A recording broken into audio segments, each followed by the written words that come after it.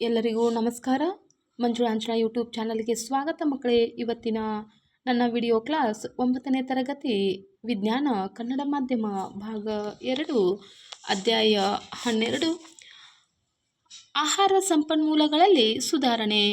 ಈ ಪಾಠದ ಮಧ್ಯಂತರದ ಪ್ರಶ್ನೆಗಳಿಗೆ ಈ ಹಿಂದಿನ ವಿಡಿಯೋದಲ್ಲಿ ಉತ್ತರಗಳನ್ನು ನೋಡಿದ್ದೇವೆ ಮಕ್ಕಳೇ. ಇವತ್ತಿನ ನನ್ನ ವಿಡಿಯೋ ಕ್ಲಾಸಲ್ಲಿ ಅಭ್ಯಾಸದಲ್ಲಿ ಕೊಟ್ಟಂತಹ ಪ್ರಶ್ನೆಗಳಿಗೆ ಉತ್ತರಗಳನ್ನು ನೋಡೋಣ. ಈ ಒಂದು ವಿಡಿಯೋ ನಿಮಗೆ ಇಷ್ಟವಾದಲ್ಲಿ ಸಬ್ಸ್ಕ್ರೈಬ್ ಮಾಡಿ, ಶೇರ್ ಮಾಡಿ, ಲೈಕನ್ನು ಕೊಡಿ. ಪೂರ್ತಿ ವಿಡಿಯೋ ಮುಗಿಯುವವರೆಗೂ ವಾಚ್ ಮಾಡಿ ಮಕ್ಕಳೇ. ಅಭ್ಯಾಸದ ಪ್ರಶ್ನೆಗಳು. ಮೊದಲನೆಯ ಪ್ರಶ್ನೆ, ಗರಿಷ್ಠ ಇಳುವರಿಯನ್ನು ನಿಶ್ಚಿತವಾಗಿ ನೀಡುವ ಯಾವುದಾದರೂ ಒಂದು ಬೇಳೆ ಉತ್ಪಾದನಾ ವಿಧಾನವನ್ನು ವಿವರಿಸಿ. ಉತ್ತರ, ಗರಿಷ್ಠ ಲಾಭವನ್ನು ಪಡೆಯಲು ಮಿಶ್ರ ಬೇಸಾಯವು ಒಂದು ಉತ್ತಮ ವಿಧಾನವಾಗಿದೆ. ಇದು ಯಾವುದಾದರೊಂದು ಬೆಳೆ ನಷ್ಟವಾಗುವುದರ ವಿರುದ್ಧ ಸ್ವಲ್ಪ ಮಟ್ಟಿಗಿನ ಭದ್ರತೆಯನ್ನು ನೀಡುತ್ತದೆ. ಇಲ್ಲಿ ಸಸ್ಯಗಳಿಗೆ ಒದಗಿಸಿದ ಪೋಷಕಾಂಶಗಳು ಗರಿಷ್ಠ ಮಟ್ಟದಲ್ಲಿ ಬಳಕೆಯಾಗುತ್ತವೆ. ಒಂದು ಬೆಳೆಗೆ ಸಂಬಂಧಿಸಿದ ರೋಗಗಳು, ಕೀಟಗಳು ಇತರೆ ಬೆಳೆಗಳಿಗೆ ಹರಡುವುದನ್ನು ನಿಯಂತ್ರಿಸಲಾಗುತ್ತದೆ.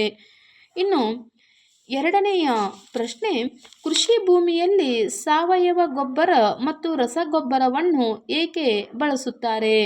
ಉತ್ತರ, ಒಂದೇ ಭೂಮಿಯಲ್ಲಿ ಪದೇ ಪದೇ ಬೆಳೆಗಳನ್ನು ಬೆಳೆಯುವುದರಿಂದ ಮಣ್ಣಿನಲ್ಲಿನ ಪೋಷಕಾಂಶಗಳು ಕಡಿಮೆಯಾಗುತ್ತಾ ಹೋಗುತ್ತವೆ. ಮಣ್ಣಿನ ಪೋಷಕಾಂಶಗಳನ್ನು ಪುನರ್ಭರ್ತಿ ಮಾಡಲು ಸಾವಯವ ಅಥವಾ ರಸಗೊಬ್ಬರಗಳನ್ನು ಬಳಸುತ್ತಾರೆ. ಇನ್ನು ಮೂರನೆಯ ಪ್ರಶ್ನೆ, ಅಂತರ್ ಬೇಸಾಯ ಮತ್ತು ಸರದಿ ಬೇಸಾಯಗಳ ಅನುಕೂಲಗಳೇನು? ಉತ್ತರ, ಇಲ್ಲಿ ಸಸ್ಯಗಳಿಗೆ ಒದಗಿಸುವ ಪೋಷಕಾಂಶಗಳು ಗರಿಷ್ಠ ಮಟ್ಟದಲ್ಲಿ ಬಳಕೆಯಾಗುತ್ತವೆ. ಒಂದು ಬೆಳೆಗೆ ಸಂಬಂಧಿಸಿದ ರೋಗಗಳು, ಕೀಟಗಳು ಇತರ ಬೆಳೆಗಳಿಗೆ ಹರಡುವುದನ್ನು ನಿಯಂತ್ರಿಸಲಾಗುತ್ತದೆ. ಇದು ಯಾವುದಾದರೊಂದು ಬೆಳೆ ನಷ್ಟವಾಗುವುದರ ವಿರುದ್ಧ ಸ್ವಲ್ಪ ಮಟ್ಟಿಗಿನ ಭದ್ರತೆಯನ್ನು ನೀಡುತ್ತದೆ. ಇನ್ನು ನಾಲ್ಕನೆಯ ಪ್ರಶ್ನೆ, ಆನುವಂಶೀಯ ಬದಲಾವಣೆ ಎಂದರೇನು? ಕೃಷಿ ಪದ್ಧತಿಗಳಲ್ಲಿ ಇದು ಹೇಗೆ ಉಪಯುಕ್ತವಾಗಿದೆ? ಉತ್ತರ, ಅಪೇಕ್ಷಿತ ಗುಣವಿರುವ ಜೀನ್ ಅನ್ನು ಸಸ್ಯ ಜೀವಕೋಶದಲ್ಲಿ ಸೇರಿಸುವುದಕ್ಕೆ ಆನುವಂಶೀಯ ಬದಲಾವಣೆ ಎನ್ನುವರು. ಈ ರೀತಿ ಪಡೆದ ಸಸ್ಯಗಳನ್ನು ಕುಲಾಂತರಿ ಸಸ್ಯಗಳೆನ್ನುವರು. ಕುಲಾಂತರಿ ಸಸ್ಯಗಳು ಅಪೇಕ್ಷಿತ ಗುಣ ಹೊಂದಿರುವುದರಿಂದ ಉತ್ತಮ ಇಳುವರಿ, ಗುಣಮಟ್ಟದ ಆಹಾರ ಪಡೆಯಬಹುದು. ಇನ್ನು ಐದನೆಯ ಪ್ರಶ್ನೆ, ಶೇಖರಣಾ ಧಾನ್ಯಗಳ ನಷ್ಟ ಹೇಗೆ ಉಂಟಾಗುತ್ತದೆ? ಉತ್ತರ, ಶೇಖರಣಾ ಧಾನ್ಯಗಳ ನಷ್ಟಕ್ಕೆ ಎರಡು ಅಂಶಗಳು ಕಾರಣವಾಗಿವೆ. ಅವುಗಳೆಂದರೆ ಒಂದು ಜೈವಿಕ ಅಂಶಗಳು, ಇನ್ನೊಂದು ಅಜೈವಿಕ ಅಂಶಗಳು. ಜೈವಿಕ ಅಂಶದಲ್ಲಿ ನಾವು ಸೂಕ್ಷ್ಮಜೀವಿಗಳು, ದಂಶಕಗಳು ಹಾಗೂ ಹಕ್ಕಿಗಳನ್ನು ನೋಡಬಹುದು. ಇನ್ನು ಅಜೈವಿಕ ಅಂಶಗಳನ್ನು ನೋಡೋದಾದರೆ ಉಷ್ಣ ಮತ್ತು ತೇವಾಂಶ ಸಂಗ್ರಹಗಾರಗಳ ರಚನೆ. ಇನ್ನು ಆರನೆಯ ಪ್ರಶ್ನೆ, ಉತ್ತಮ ಪಶುಸಂಗೋಪನಾ ವಿಧಾನಗಳು ರೈತರಿಗೆ ಹೇಗೆ ಲಾಭದಾಯಕ? ಉತ್ತರ, ಉತ್ತಮ ಪಶುಸಂಗೋಪನಾ ವಿಧಾನದಿಂದ ದನಗಳು ಆರೋಗ್ಯ ಹಾಗೂ ಸದೃಢವಾಗಿರುತ್ತವೆ. ಇದು ಹೆಚ್ಚಿನ ಕ್ಷೀರೋತ್ಪಾದನೆಗೆ ಕಾರಣವಾಗಿದೆ. ಇದರಿಂದ ರೈತರು ಹಾಲು ಮತ್ತು ದನಗಳ ತ್ಯಾಜ್ಯಗಳಿಂದ ಹೆಚ್ಚು ಆದಾಯ ಗಳಿಸುತ್ತಾರೆ.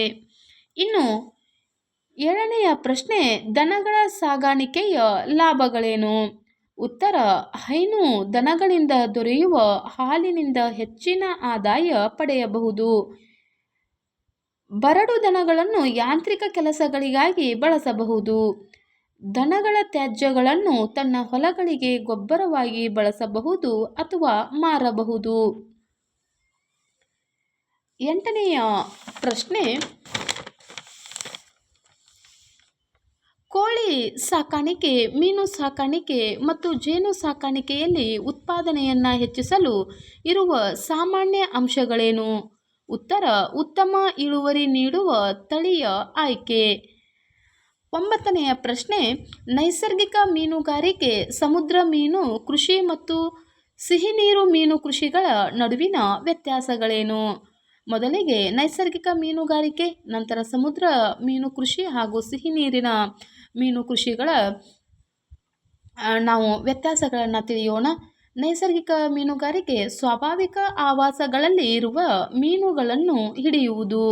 ಇನ್ನು ಸಮುದ್ರ ಮೀನು ಕೃಷಿಯಲ್ಲಿ ಸಮುದ್ರದ ನಿಗದಿಪಡಿಸಿದ ಭಾಗಗಳಲ್ಲಿ ಮೀನುಗಳು, ಕಪ್ಪೆ ಚಿಪ್ಪುಗಳು ಹಾಗೂ ಸಿಗಡಿಗಳನ್ನು ಸಾಕಾಣಿಕೆ ಮಾಡುವುದು. ಇನ್ನು ಸಿಹಿ ನೀರು ಮೀನು ಕೃಷಿಯಲ್ಲಿ ಸಿಹಿ ನೀರಿನ ಆವಾಸಗಳಾದ ಬೃಹತ್ ಹೊಂಡಗಳು, ಭತ್ತದ ಗದ್ದೆಗಳಲ್ಲಿ ಸಾಕಾಣಿಕೆ ಮಾಡಬಹುದು. ಮಕ್ಕಳೇ, ಇದುವರೆಗೂ ಅಧ್ಯಾಯ 12ರ ಆಹಾರ ಸಂಪನ್ಮೂಲಗಳಲ್ಲಿ ಸುಧಾರಣೆ ಈ ಪಾಠದ ಅಭ್ಯಾಸದಲ್ಲಿ ಕೇಳಿದ ಪ್ರಶ್ನೆಗಳಿಗೆ ಉತ್ತರಗಳನ್ನು ನೋಡಿದ್ದೇವೆ. ಈ ಒಂದು ವಿಡಿಯೋವನ್ನು ವೀಕ್ಷಿಸಿದಂತಹ ಎಲ್ಲ ಮುದ್ದು ಮಕ್ಕಳಿಗೆ ತುಂಬು ಹೃದಯದ ಧನ್ಯವಾದಗಳು. ಮಕ್ಕಳೇ, ನನ್ನ ಚಾನಲನ್ನು ಸಬ್ಸ್ಕ್ರೈಬ್ ಮಾಡಿ ಮತ್ತಷ್ಟು ಪ್ರೋತ್ಸಾಹಿಸಿ. ಮತ್ತಷ್ಟು ವಿಡಿಯೋಗಳನ್ನು ಮಾಡಲಿಕ್ಕೆ ನಮಗೆ ಹೆಚ್ಚು ಹೆಚ್ಚು ಪ್ರೋತ್ಸಾಹವನ್ನು ನೀಡಿ ಮಕ್ಕಳೇ. Take care, bye, thank you.